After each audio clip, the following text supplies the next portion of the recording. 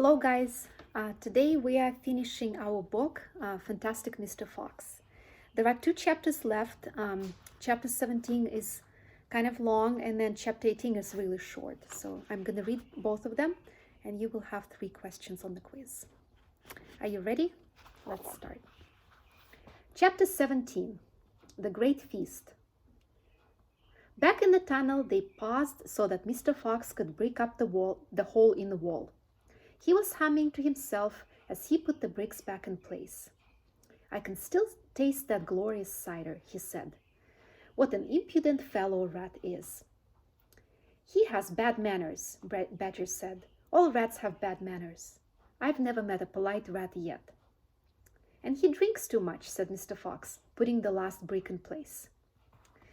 "There we are. Now home to the feast." They grabbed their jars of cider and off they went. Mr. Fox was in front, the smallest fox came next, and Badger last. Along the tunnel they flew, past the turning that led to Bunce's mighty storehouse, past Boggis's chicken house number 1, and then up the long home stretch towards the place where they knew Mrs. Fox would be waiting. "Keep it up, my darlings," shouted Mr. Fox. "We'll soon be there. Think what's waiting for us at the other end, and just think what we're bringing home with us in these jars." That ought to cheer up poor Mrs. Fox. Mr. Fox sang a little song as he ran. "Home again swiftly I glide, back to my beautiful bride. She'll not feel so rotten as soon as she's gotten some cider inside her inside." Then Badger joined in. "Oh, poor Mrs. Badger," he cried, "so hungry she very near died. But she'll not feel so hollow if only she'll swallow some cider inside her inside." They were still singing as they rounded the final corner and burst in upon the most wonderful and amazing sight any of them had ever seen. The feast was just beginning. A large dining room had been hollowed out of the earth, and in the middle of it, seated around a huge table, were no less than 29 animals. They were Mrs. Fox and 3 small foxes, Mrs. Badger and 3 small badgers, Mole and Mrs. Mole and 4 small moles, Rabbit and Mrs. Rabbit and 5 small rabbits, Weasel and Mrs. Weasel and 6 small weasels. The table was covered with chickens and ducks and geese and hams and bacon, and everyone was tucking into the lovely food. "My darling," cried Mrs. Fox, jumping up and hugging Mr. Fox. "We couldn't wait. Please forgive us." Then she hugged the smallest fox of all, and Mrs. Badger hugged Badger, and everyone hugged everyone else. Amid shouts of joy, the great jars of cider were placed upon the table, and Mr. Fox and Badger and the smallest fox sat down with the others. You must remember no one had eaten a thing for several days. They were ravenous. So for a while there was no conversation at all. There was only the sound of crunching and chewing as the animals attacked the succulent food. At last Badger stood up. He raised his glass of cider and called out, "A toast! I want you all to stand and drink a toast to our dear friend who has saved our lives this day, Mr. Fox." "To Mr. Fox," they all shouted, standing up and raising their glasses. "To Mr. Fox, long may he live." Then Mrs. Fox got shyly to her feet and said, "I don't want to make a speech. I just want to say one thing, and it is this. My husband is a fantastic fox." Everyone clapped and cheered. Then Mr. Fox himself stood up. "This delicious meal," he began, then he stopped. In the silence that followed, he let fly a tremendous belch. There was laughter and more clapping. "This delicious meal, my friends," he went on, "is by courtesy of Messrs. Boggis, Bunce and Bean." More cheering and laughter. "And I hope you have enjoyed it as much as I have." He let fly another colossal belch. "Better out than in," said Badger. "Thank you," said Mr. Fox, grinning hugely. "But now, my friends, let us be serious.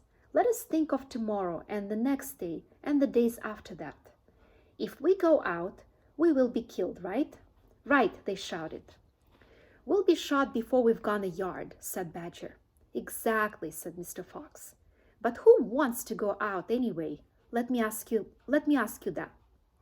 We're all diggers, every one of us. We hate the outside. The outside is full of enemies. We only go out because we have to get food for our families. But now, my friends, we have an entirely new setup. We have a safe tunnel leading to 3 of the finest stores in the world.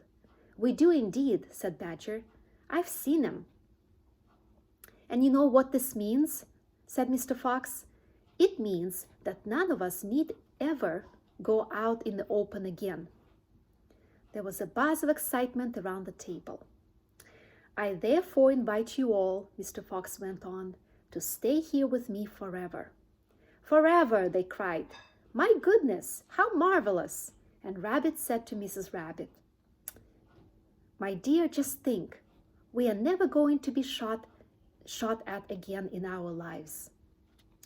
We will make, said Mr. Fox, a little underground village with streets and houses on each side. Separate houses for badgers and moles and rabbits and weasels and foxes. And every day I will go shopping for you all. And every day we will eat like kings. The cheering that followed this speech went on for many minutes. So this is the end of chapter 17, and now chapter 18. Chapter 18, Still Waiting. Outside the fox's hole, Boggies and Buns and Bean sat beside their tents with their guns on their laps. It was beginning to rain. Water was trickling down the necks of the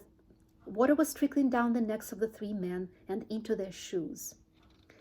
He won't stay down there much longer now, Boggies said. The brute must be famished, Buns said. That's right, Bean said. He'll be making a dash for it any moment. Keep your guns handy. They sat there by the hole, waiting for the fox to come out. And so far as I know, they're still waiting. All right, and this is the end of our book. I hope you enjoyed it. And I have 3 last questions for both chapter 17 and chapter 18. Question number 1. How many animals were sitting around the huge table? 38, 29, or 25? Question number 2. What plan did Mr. Fox propose at the feast? To move to another place, to attack the 3 farmers, or to stay with him in the tunnels forever? What were Boggies, Buns, and Bean doing at the moment? Packing up to go home, still waiting, or going into the tunnels? Good luck!